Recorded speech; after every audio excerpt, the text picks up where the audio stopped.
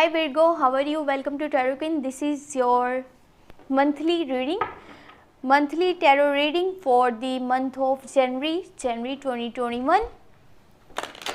Your overall energies, overall look for January. Your relationship, your money balance, your health. ये जो है आपकी जनवरी के लिए मंथली टैरो रीडिंग है, जनवरी के मंथ के लिए। और जनवरी का मंथ आपके लिए कैसा रहेगा, आपकी क्या एनर्जीज होंगी, आपके रिलेशनशिप्स कैसे जाएंगे, आपकी जो है हेल्थ कैसी रहेगी, और मनी से रिलेटेड जो चल रहा है, जो भी इश्यूज हैं वो अब कब ख़त्म होंगे देख लेते हैं। First of all, you have Two of Swords, Ten of Cups, the Hangman, Seven of Cups, Four of Cups, wow, Six of Cups, and overall energy Two of Wands. Maybe you dealing with Scorpio, Cancer और Pisces। बहुत ज़्यादा जो है यहाँ पे cups के card जो है नज़र आ रहे हैं, तो आप साफ ये चीज़ नज़र आ रही है कि you dealing with Scorpio, cancer और पाइसेस।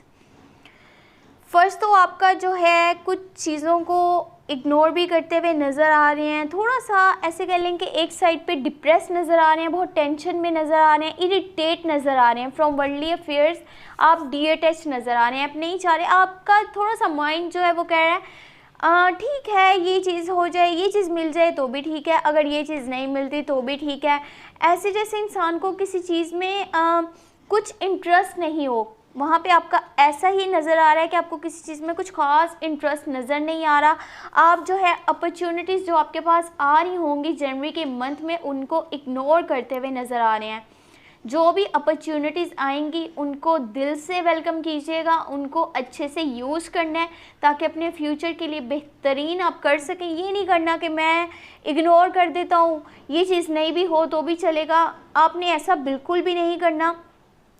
कोई रिलेशनशिप नज़र आ रहा है जो आपका पास्ट का था। कुछ लोगों के लिए ये चीज़ बोल रही हूँ क्योंकि ये एक जनरल रीडिंग है, कुछ चीज़ें आपसे रेजोनेट नहीं भी करेंगी, जो नहीं करेंगी उसको दिल पे मत लीजिएगा। कुछ लोगों का जो है पास्ट का कोई रिलेशनशिप नज़र आ रहा है, या फिर कोई ऐसा स्ट्रॉन्ग कनेक्शन, स्ट्रॉन्ग बॉन्ड जिसको वो अभी भी बहुत ज़्यादा दिल से चाहते हैं, वो उसको मिस करते हैं और ये चाहते हैं कि वो इंसान जो है वापस आ जाए उनकी लाइफ में और उनका कनेक्शन या उनकी बॉन्डिंग पहले से भी ज़्यादा मजबूत हो जाए और वो उसको अब खोना नहीं चाहते। कोशिश करें कि जो भी आपके पास में हुआ था, अगर कि वो लोग अब आपकी लाइफ में नहीं हैं तो उनको भुला देना बेहतर है। अपने फ्यूचर का जो है आपको सोचना चाहिए, अपने प्रेजेंट मोमेंट्स को चिल करना चाहिए, उनको एंजॉय करना चाहिए, ना कि आप जो है अपने पास्ट के बारे में ही लगातार सोचते रहें। इससे होगा कि आप खुद को ही परेशान करेंगे, खुद को ही स्ट्रेस देंगे और उससे आपकी खुद की ही सेहत जो है वो ख़राब हो सकती है। बाकी यहाँ पे कुछ लोगों के लिए होगा क्या कि आपके पास लॉट्स ऑफ चॉइसेस नज़र आ रही हैं, लॉट्स ऑफ ऑप्शंस नज़र आ रहे हैं। बहुत सारे लोग हैं आपके आसपास जो आपको रिलेशनशिप का प्रपोजल देना चाहते हैं, वो चाहते हैं कि वो आपके साथ रिलेशनशिप में आएँ। जो लोग सिंगल हैं अभी तक, उनके लिए ये गुड न्यूज़ है कि उनका कोई न्यू रिलेशनशिप स्टार्ट होने वाला है। You are the centre of attraction, आप सब लोगों के अट्रैक्शन का बाइस बने रहेंगे। लेकिन करना ये है, जब आपके पास बहुत सारी अपॉर्चुनिटीज़ होती हैं, आपके पास बहुत सारे ऑप्शंस होते हैं, वहाँ पे करना ये नहीं होता कि ठीक है मैं भी इस इंसान को अपने लिए चूज़ कर लेता हूँ, अगर ये ठीक नहीं निकला, ये ठीक नहीं चल सका तो बाकी भी ऑप्शंस हैं मेरे पास। इससे आपकी ही सेल्फ इमेज ख़राब होगी।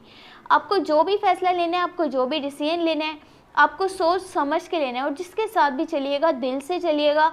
जस्ट ये नहीं कि आप एक कैजुअल फ्लर्टिंग कर रहे हैं और जस्ट अपने टाइम पास के लिए आप अपनी लाइफ में किसी को लेकर के आएँ और फिर बाद में उसको जो है टेक केयर बाय बाय इस तरह का बोल दें। तो जो भी फैसला लेना है, डिसीजन लेना है, ऐसा लेना है कि खुद की भी सेल्फ इमेज ख़राब नहीं हो। जो लोगों का आप पर एक ट्रस्ट नज़र आ रहा है जिसकी वजह से लोगों का जो है हजूम है आपके आसपास, वो आपने जो है वो डिस्ट्रॉय नहीं होने देना। अपनी सेल्फ इमेज को आपने बरकरार रखना है। बाकी कुछ डिसीजंस आपको हैंग करते हुए नज़र आ रहे हैं, आपको किसी जगह पे स्ट्रक कर रहे हैं, पहले आपने क्या किया है कि अपने लिए ही कुछ इस तरह के डिसीजंस हैं जिनको कि आपने जस्ट एक एंगल से देखा है, जबकि आपने बहुत सेफली आपको डिसीजंस लेने चाहिए थे, आपको सेफली जो है उस चीज़ से हैंडल करना चाहिए था उस चीज़ को, लेकिन आपने करा कि जो आपको दिखाया जा रहा था, जो सिचुएशन आपको नज़र आ रही थी, आपने उसी की बेस पे अपने फ़ैसले लिए हैं। अब वही फ़ैसले आपको जो है डिस्टर्ब कर रहे हैं, आपको बहुत ज़्यादा परेशान कर रहे हैं, एक जगह पे आपको हैंग कर रहे हैं, स्टक कर रहे हैं। वो फैसले लेने से पहले इसीलिए सोचना चाहिए कि बाद में वही आपको एक बड़ी मुसीबत में फंसा सकते हैं। इसीलिए जो भी करिए दिल से करिए, बहुत सोच समझ के करिए, ये सोच करके कि आपकी लॉन्ग टर्म के लिए वो चीज़ आपके लिए बेहतर रहेगी। बाकी आपकी लाइफ में अब आप वो करते हुए नज़र आ रहे हैं जो आप दिल से चाहते हैं, कि दिल से आपको जिस चीज़ में खुशी मिलती है उसी चीज़ को फॉलो करेंगे। बाकी हो सकता है कुछ चीज़ों को इग्नोर भी करें। जो भी आपके गोल्स हैं या जो आपके ड्रीम्स हैं, उस सबसे ज़्यादा ध्यान जो है आपका आपके रिलेशनशिप्स पर है कि लोगों के साथ जो आपके ताल्लुकात हैं वो ठीक चलने चाहिए। मैं उनको बहुत केयर देना चाहता हूँ, उनको मैं बहुत ज़्यादा रिस्पेक्ट देना चाहता हूँ। लेकिन अगर आपके कुछ गोल्स हैं, कुछ ड्रीम्स हैं जो अभी तक पूरे नहीं हुए, जस्ट आप उसके लिए प्लानिंग करते रहते हैं, अगर आप एक बंद रूम में बैठकर जस्ट प्लानिंग करते रहेंगे, आप सोचते हैं कि चीज़ें अपने आप ठीक हो जाएंगी, तो ऐसा कुछ नहीं होगा। आपको बाहर निकल करके खुद से स्टेप लेने हैं। दुनिया में आपके लिए अपॉर्चुनिटीज़ भरी पड़ी हैं, जस्ट आपको उन्हें यूज़ करना आना चाहिए, लेकिन आप तो खुद से यहाँ उनको इग्नोर करते हुए नज़र आ रहे हैं। अपने जो आपका कंफर्ट जोन है उसको छोड़िए, उससे बाहर निकलिए, ताकि आप जो है बेहतर से अपने लिए डिसीजंस ले सकें, अपने लिए नए नए रास्ते बना सकें अपने सक्सेस के लिए। तो कोशिश करिएगा जो भी डिसीजन ले सोच समझ के लें। दूसरी बात ये कि अपना जो भी पास्ट का जो भी था आपका, अब उसको भूल करके आपको अपने फ्यूचर के बारे में सोचना चाहिए। अपने प्रेजेंट मोमेंट्स को एंजॉय करें, सेलिब्रेट करें। और अगर आपको ये रीडिंग पसंद आई है, ये वीडियो पसंद आई है, तो चैनल को सब्सक्राइब कर लीजिएगा एंड वीडियो को लाइक कर दीजिएगा। Thank you so much, take care, bye bye.